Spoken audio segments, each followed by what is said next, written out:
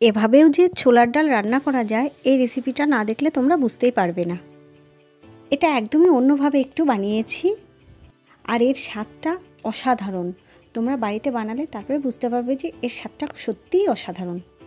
নমস্কার, আমি কবিতা, মমস কুজিনে তোমাদের সবাইকে স্বাগত। তাহলে চলো এই সুন্দর রেসিপিটা শুরু করি। প্রথমে একটা মশলা রেডি করে নিচ্ছি। তার জন্য কয়েক টুকরো আদা দিয়ে দিলাম, আর দিয়ে দিচ্ছি কয়েকটা রসুনের কোয়া, দেব একটা পেঁয়াজ কুচি আর 3-4টে কাঁচা লঙ্কা, আর তার সঙ্গে দিয়ে দেবো অল্প একটু জল। এবার মিহি পেস্ট তৈরি করে নেব। এবার কড়াইতে তেল দিয়ে দিয়েছি, এখানে সাদা তেল দিয়েছি। তেলটা গরম হয়ে যাওয়ার পরে এখানে দেখো আগে থেকে 200 গ্রাম মতো পনির আমি ছোট ছোট টুকরো করে কেটে নিয়েছিলাম, সেগুলো এর মধ্যে দিয়ে দিলাম। এবার এই পনিরগুলোকে এইভাবে লাল করে ভেজে নিতে হবে।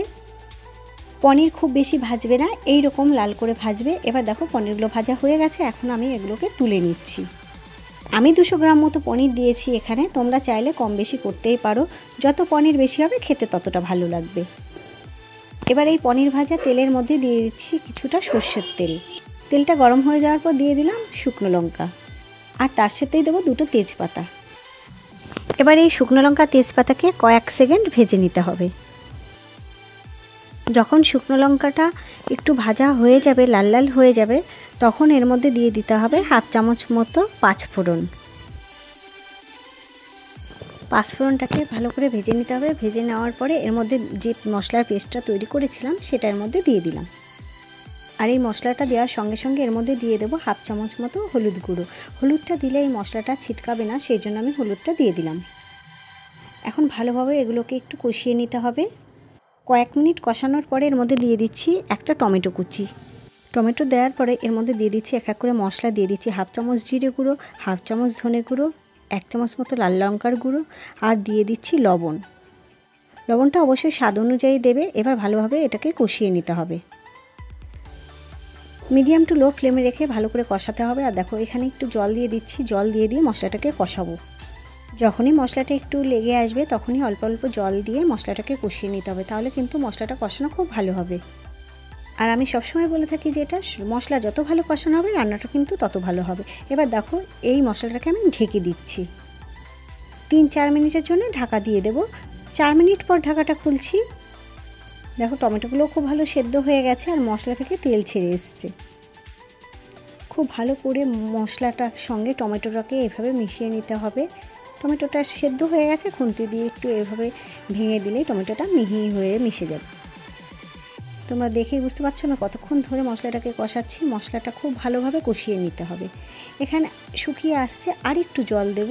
এই জলটুকুনি দিয়ে আবারও মশলাটাকে ভালোভাবে কষাতে হবে।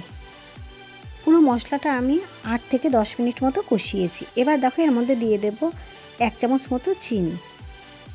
আর যেহেতু ছোলার ডাল একটু মিষ্টি মিষ্টি ভালো লাগে। এবার এটাকে মিশিয়ে নেওয়ার পরে এর মধ্যে সেদ্ধ করে রাখা ছোলার ডালটা দিয়ে দিচ্ছি। এখানে আমি 300 গ্রাম ছোলার ডাল নিয়েছিলাম। সেই ডালটাকে 1 ঘন্টা ভিজিয়ে রেখেছিলাম। তারপরে প্রেসার কুকারে 4টে সিটি দিয়ে গ্যাসটাকে অফ করে রেখেছিলাম।